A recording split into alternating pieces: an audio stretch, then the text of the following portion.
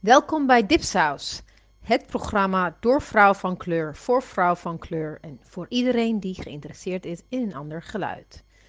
Deze bonusaflevering is opgenomen op zondag 5 februari 2017.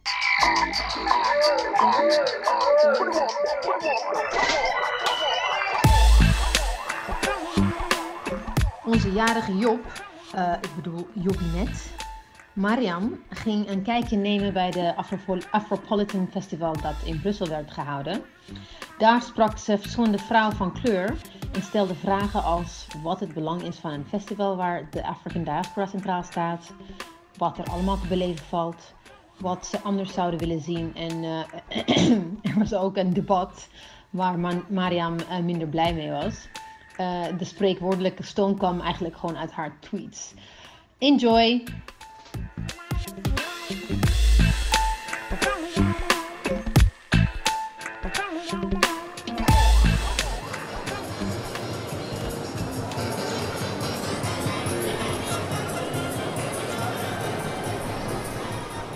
My name is Timniti Kwabo.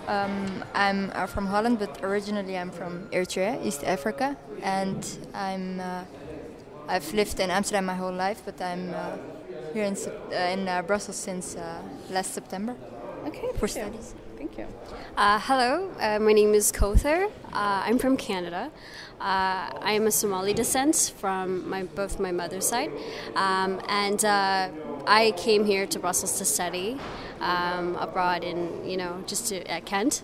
I think being here at the Afropolitan is really exciting and very rewarding to know about experiences and identities, how they all cross-link with one another. So what was your first thought when you walked in and you saw the Beaux-Arts and you walked in and you saw a crowd? I was very mesmerized and very inspired how all people have a ways of expressing themselves of who they are and where they come from. I really admire how people bring so many altruistic ways and ideas. There's a certain distinction in certain backgrounds. Like we saw like jewelry. I think that was really nice because I think that kind of represented how. Yeah.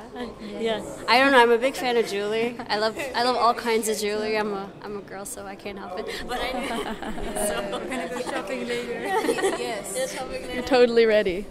Yeah. Oh, hi. I'm Petrina Amperium from Uganda. I'm studying at BSIS, so I just started like 2 weeks ago. I just came to Brussels. Welcome. Yeah. So I've been here for just a short period of time. So what was your first thought when you walked in? Well, I was surprised. I didn't know about it. I heard it from Kautha and Tukwabo, and so when we came here, and the place had all these cultural things and all these different African clothes and artifacts. I was surprised because I didn't think that. Well, because we're in Belgium and Europe, but I didn't think that that Africans would celebrate their heritage here in a place that's so foreign and far away from home. So when I saw this, I was surprised and kind of glad that we can do that here, and that it's okay and accepted and we're supported by everybody. So it was nice. So what are your expectations about today? Today's the last day of the festival. I guess to learn something from this, to learn about what's more to come and what other ideas are shared. I've noticed that in the films that we've seen today, I think that they talk about speaking the same language, like Francais.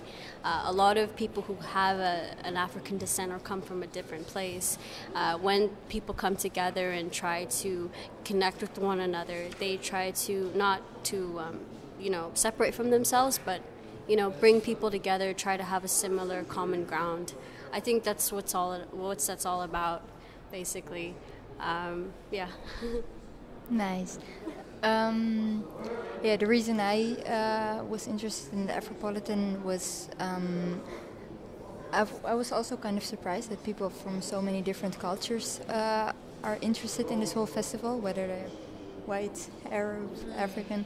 And I was also kind of curious about the experiences of people of different culture, with different cultural backgrounds have here in Brussels, and to compare it with the experience we have in Holland. I have a lot to say about how we celebrate Africanness in the Netherlands, and that it's a big difference, especially when you mentioned having a language in common, and that is French, and having a colonizer in common, that, you know. Do you feel like Dutch person to Dutch person, do you have a complete different experience? In Holland, you mean? Well, it's kind of hard to say because I grew up in a neighborhood in Amsterdam where there are like more than 200 different cultures. So it's I've never really experienced discrimination or something because all schools were very mixed, high school, elementary school.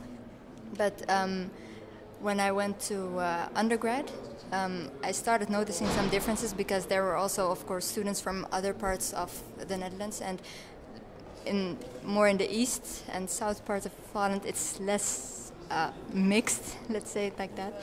So I did experience some differences in how teachers and also students approach people of color. So.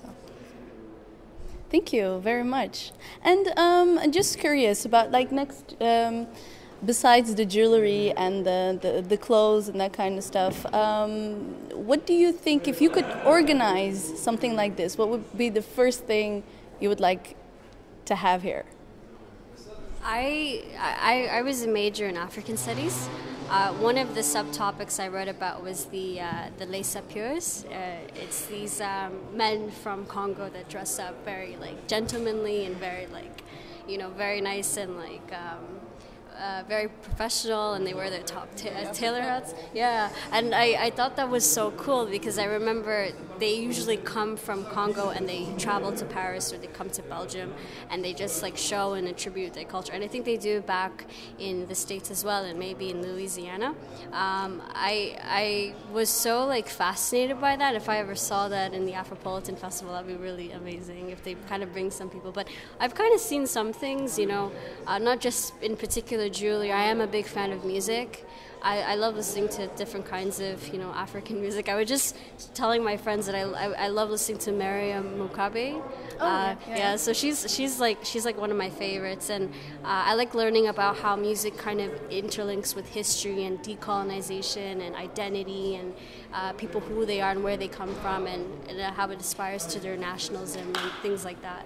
So I think that's really beautiful how they kind of convey messages around the world and to people and tell them this is who I am and this is where I come from. So yeah. Nice. Yeah. Is there literature around, African literature, art? I have seen just a stand with some magazines, but not real so literature. I think that should be a major, because I think that literature is very important, especially because we can't have it's good to relate to one another, but then we need African literature so that people can be educated and know exactly what, because looking at the clothes and the art and the jewelry, that's nice, but then if people are more educated and informed about everything that is African and who we are and what we're all about, I think that is very helpful, and that would make it even better when relating to each other. So what's your favorite book? What book should be here? Oh my goodness. Okay, you can pick 3. There we go. Well, there is African literature. There's a book, Devil on the Cross, by what's his name? My goodness, my African writers are failing me. There is a book, the Paul by it's a South African author, but I think I can just say the titles, and then totally. Because you can find them. Devil on the Cross by, I think it's a Kenyan writer. There is the Paul by a South African person. There is people can read Chinua Achebe, yes, Chinua Achebe's literature. Yeah, It's I see everyone nods. Yeah, but really literature is very important, especially, and not just novels, but books that talk about Africans, like what Africa is, and you know, the process that everything we've been through, and how we came to be like this, and it helps. It's a very big and important part of living together. Okay, so we just walked out of a debate where I think the subject was where they were going to talk about North African and Sub-Saharan Africans and their relationship in Belgium, and I couldn't contain myself anymore and really asked them were they so afraid of talking about anti-blackness, because I had the feeling they were all avoiding the subject. What was your feeling sitting there for 2 hours? I have the same feeling.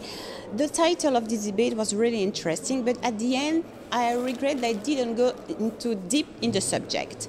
It was kind of, just abording it to the surface, but neither of each community recognized really that there was really a misunderstanding about the codes, about the way they're living together. They were afraid to talk really about the fight, the struggle, and what really, how can I say that? What really separate those two communities. And it was really interesting to come up with solution instead of making things like everything is going well. So we couldn't tackle really the subject and come up with solution for each community, and that's my regret. Yeah, it was also, I kind of had the feeling it was close to saying, well, everyone is racist, so... Okay, yes, that's true. Everyone is racist, and we are aware that we are living here in Belgium, and that's all that this hierarchy they're talking about the race hierarchy that was put into place by the white people. But what was really interesting here is how can you both of the community handle and tackle that? Exactly. How can you, as different communities in Belgium, come together, exactly, but without erasing each other's experiences? Exactly. But they didn't. They were dancing around the subject. Yeah. And it was kind of, to me, it was frustrating. What was your idea? I was so frustrated. I wait until the end because maybe I thought that someone will come up with an interesting solution, but it didn't happen. So at the end, it's like I was not satisfied. Yeah. So same sorry. Here. Yeah. It was. But it was a good. I mean, it was the first step, the first time that such of subjects come up. So maybe next time it's a good opening. So let's see what will comes next. My name is Angel. I'm 17 years old. 17? Yes, 17. Oh, that's so young. Okay. So, and what brought you to Afropolitan today? Because in Belgium we don't have a lot of diversity, and we don't have a lot of African expos, and that's why I came here to see and watch what some culture, African culture, because nice. And what did you think of the whole day? Did you come early today? What have you seen? I have seen some people that are talking about the African culture and also the debate. And the debate was very interesting, but it didn't answer all my questions. Like what question do you have? I think that people are saying that are talking very quickly about racism, and they don't think about stereotypes and préjugés. I don't know how to say. Prejudice. Yeah, prejudice, and that sometimes people have prejudice, but it doesn't mean that someone has a prejudice that it's racist. Mm-hmm. That is a difference between a racist and a prejudiced. Because the debate today was about how to bring all these different minorities in Belgium together. And with you being 17, being young, how do you? It's a big question, but did you hear anything today which you agreed on, or did you? I agree that that there is racism between Arabic people and black people, and that they say that they love each other, but actually they in their families I don't know how to say it in English, but they're hypocrite actually, because they show that they love each other, but actually they don't really love each other for real. You had a question for me. Yeah. Oh, English. I wanted to ask you if you can develop your opinion about anti-blackness. What are you really thinking about anti-blackness, and what is your view how to stop it? Well, my question to the panel was why aren't they talking about it? First of all, they're talking about how we're going to bring these minorities together, but they are too afraid to talk about what is really going on. And what is really going on is that we're not. At the panel, they weren't even capable about talking what is anti-blackness and how does that translate within our minorities, in the reflexes, in the way we treat each other, in the way we talk to each other. But they did not talk about that. They were only talking about anecdotes. They were talking about what they have experienced, but their experiences were not from black perspectives.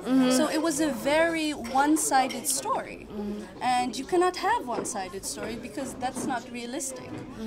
So if you want to tackle anti-blackness, first of all, you have to talk about it. What does it mean? Where does it come from? And where does it manifest itself? And that's what I was missing in this debate, is that we did not talk about coming together. We were just talking about individual experiences instead of a mechanism. Okay. A systematic oppression of a people. All right. So I have a question. What is anti-blackness then for you? Anti-blackness is really the where it's about. Also, what I missed is power structure, and that is that your proximity to whiteness. The closer you get to whiteness, it means something to you in society. So, so to me, to have a story and the perspective from a non-black person of color is at one point irrelevant, because we're not talking about anti-blackness, but we're talking about an experience. We're not talking about the job market. We're not talking about exclusion. We're not talking about oppression. We're not talking about dehumanizing. So that's what I was really missing. Okay, thank you. You're welcome. We turned it around. You interviewed me now on my own podcast. Thank you. You're welcome.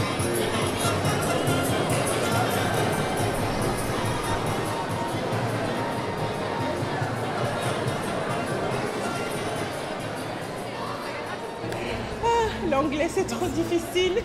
Ik vroeg de sociologe en activiste Mireille Robert, activiste van de BAMCO-beweging in Brussel, wat je kan vergelijken met de antiracisme-beweging in Nederland.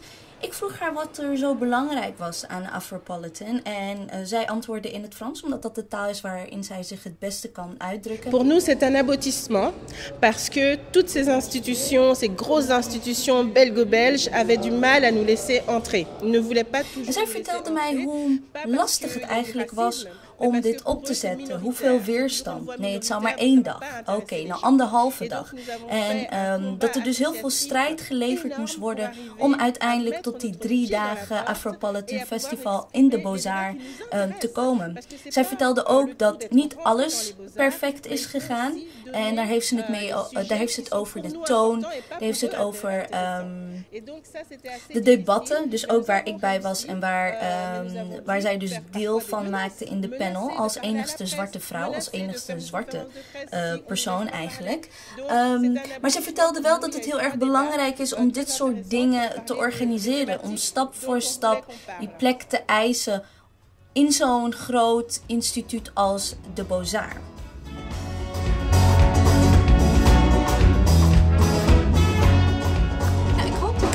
beetje een interessante bonusaflevering vonden.